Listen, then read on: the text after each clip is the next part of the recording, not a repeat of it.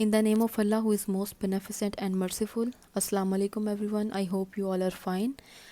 Chapter number 7 today, Bioenergetics. सबसे पहले bioenergetics का मतलब क्या है. बायो मीन्स लाइफ, जो हम शुरू से स्टडी कर रहे हैं. एनर्जेटिक्स का मतलब है स्टडी ऑफ एनर्जी. एनर्जी के बारे में कुछ भी स्टडी करना. एनर्जी कैसे ट्रांसफ़र कर रही है, एनर्जी कहाँ से ट्रांसफ़र कर रही है, सेल इसको किस फॉर्म में ट्रांसफ़र कर रहा है, सेल इसको बॉडी के अंदर किस फॉर्म में स्टोर कर रहा है. ये सारी चीज़ें that is called the energetics. तो अगर वो लिविंग ऑर्गेनिज्म के अंदर हम स्टडी कर रहे हैं एनर्जी को, तो that is called the bio energetics. ठीक है. सबसे पहले हमारे पास फर्स्ट पैराग्राफ आता है. इस पैराग्राफ के अंदर कुछ बहुत इंपॉर्टेंट लाइंस हैं जिसको हम नहीं छोड़ सकते. सबसे पहले सेकेंड लाइन के अंदर जो है ये वर्ड्स को आप मार्क कर लें. A living cell exhibits ceaseless chemical activities. एक लिविंग सेल, जो एक जानदार सेल होता है, वो क्या करता है. एक छोटा सा क्वेश्चन कभी भी आपसे किया जा सकता है, क्या करता है वो. इसका आंसर है कि वो एंडलेस केमिकल एक्टिविटीज़ परफॉर्म करता है. अगर सीजलेस आपको मुश्किल लग रहा है तो इसकी जगह आप लिख लें एंडलेस. ठीक है. ना ख़त्म होने वाली केमिकल एक्टिविटीज़ परफॉर्म करता है तब तक जब तक वो लिविंग है. अगर वो डेड है तो वो परफॉर्म नहीं कर सकता. ठीक है. It is very very important line. Secondly, open system. Open system यहाँ पे भी हम पढ़ रहे हैं. ओपन सिस्टम हम चैप्टर नंबर 4 में भी पढ़ चुके हैं ऑलरेडी. इसकी डेफिनेशन दोबारा आप वहाँ से भी कर सकते हैं, यहाँ से भी. ठीक है. जिस लफ्ज़ के आगे आई लिखा हो ना, इसका मतलब है कि वो आगे वाली लाइनों में उस लफ्ज़ को एक्सप्लेन किया जा रहा है. ठीक है. सो डेफिनेशन स्टार्ट हो रही है सब्सटेंसेस से लेकर इन द सेल तक. इसको मार्क कर लें. अब ओपन सिस्टम होता क्या है. सेल हमेशा ओपन सिस्टम के तौर पे काम करता है, लेकिन ओपन सिस्टम है क्या कि सेल के अंदर कोई लॉक नहीं लगा. ठीक है. ऑलवेज ओपन सिस्टम है कि सब्सटेंसेस अंदर आ सकते हैं, सब्सटेंसेस अंदर से बाहर जा सकते हैं, सब्सटेंसेस टूट रहे हैं या नए बन रहे हैं. ये सारा काम सेल के अंदर हो रहा होता है. उसके अंदर से बाहर निकल रहा होता है, बाहर से अंदर आ रहा होता है. इसको कहते हैं ओपन सिस्टम. लेकिन ये किसके ज़रिए हो रहा होता है. एनर्जी के ज़रिए. अगर एनर्जी नहीं है तो सेल काम इस तरह का नहीं कर सकता. ठीक है. एनर्जी ही वाहिद वो चीज़ है जो सेल के अंदर ये सारा काम करवाती है, और cell as an open system काम कर सकता है. ओपन सिस्टम का क्या मतलब है कि सब्सटेंसेस जो सेल के अंदर बन रहे हैं easily they can move out और easily they can enter inside the cell. अब मैं इसकी डेफिनेशन को स्टडी कर रही हूँ. इसको मार्क कर लें. Substances are entering and leaving the cell all the time. Inside the cell, substances are broken down and new substances are formed. Energy drives all these processes in the cell.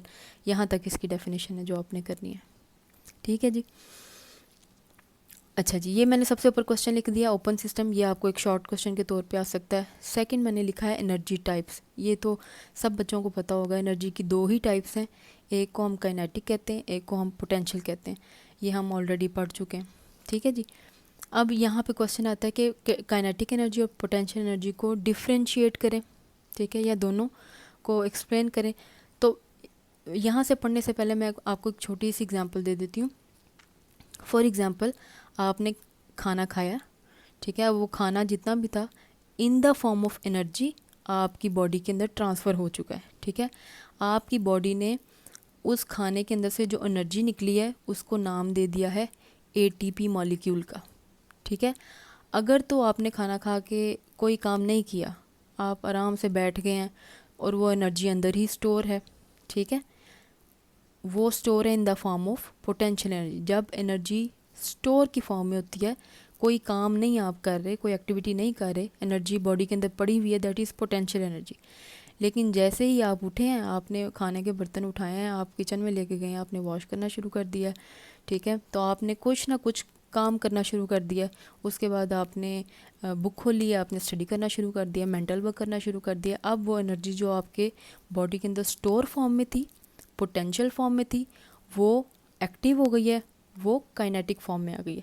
तो अगर rest की form में है तो potential है, और अगर active form में है, कोई काम कर रही है, तो काइनेटिक है. ठीक है जी. ओके. जब मैं यहाँ से स्टडी कर रही हूँ, in living organism energy are of two types. Kinetic energy is actively involved in doing work. जो भी कोई आप काम कर रहे हैं उसके अंदर जो भी एनर्जी यूज़ हो रही है काइनेटिक एनर्जी. आंख बंद करके बोल देना आपने. वो एनर्जी कौन सी है, kinetic energy. And potential energy is stored for future use. Future use का ये मतलब नहीं 3-4 साल बाद, फ्यूचर यूज़ का मतलब होता है कि जब भी आप उठ के काम करने लगेंगे तो जो एनर्जी स्टोर हुई होगी वो एनर्जी फ़ौरन से काइनेटिक में कन्वर्ट हो जाएगी। Potential energy is stored in chemical bonds and is released as kinetic energy when these bonds break।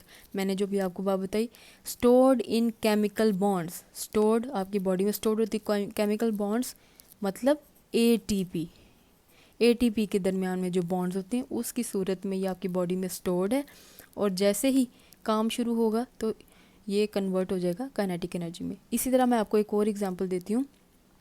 For example जैसे एक ग्रास ऊपर होता है, ग्रीन कलर का ग्रास ऊपर होता है, या कोई भी कीड़ा ले लें, जब वो किसी डाली पे बैठा होता है या किसी ज़मीन पे बैठा हुआ है तो वो उसके अंदर एनर्जी स्टोर्ड है ना, पोटेंशियल एनर्जी। जैसे ही वो फ़ौरन से उड़ के एक डाली से दूसरी डाली पे या एक पत्ते से दूसरे पत्ते पे जाता है तो वो जो एनर्जी उसकी बॉडी के अंदर स्टोर्ड थी, जो जिसको पोटेंशियल एनर्जी आप कह रहे थे, that is converted into kinetic energy. ठीक है जी। तो ये छोटा सा कंसेप्ट है काइनेटिक और पोटेंशियल एनर्जी का। सो यहाँ पर open system, energy types, define kinetic and potential energy, ये 3 क्वेश्चंस आपके यहाँ पे इस पैराग्राफ के अंदर कवर हो गए। ओके जी, इस यहाँ तक करेंगे। इसके बाद इंशाल्लाह नेक्स्ट टॉपिक आपका होगा bioenergetics and role of ATP. वो एज अ लॉन्ग क्वेश्चन भी आ सकता है और एज अ शॉर्ट क्वेश्चन भी आ सकता है।